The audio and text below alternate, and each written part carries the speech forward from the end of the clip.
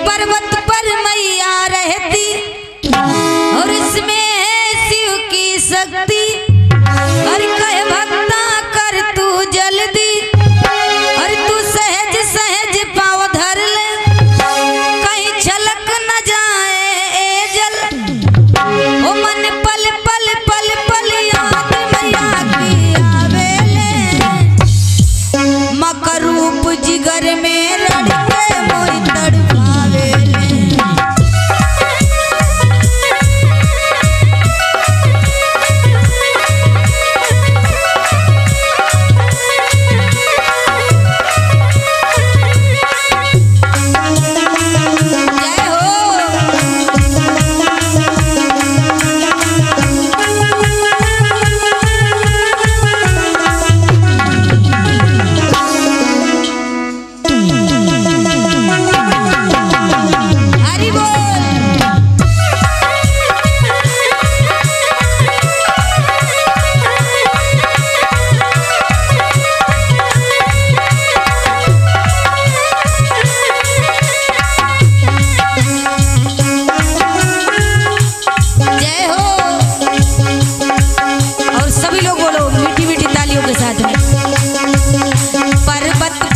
मैया रहती उसमें है शिव की शक्ति।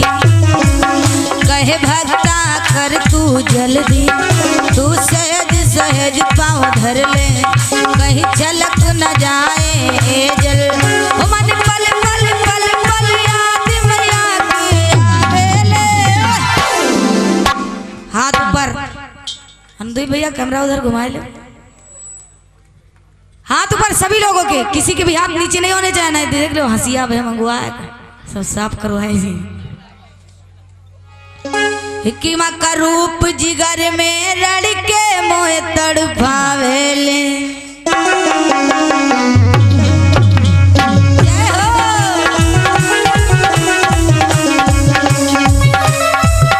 बहुत सुंदर।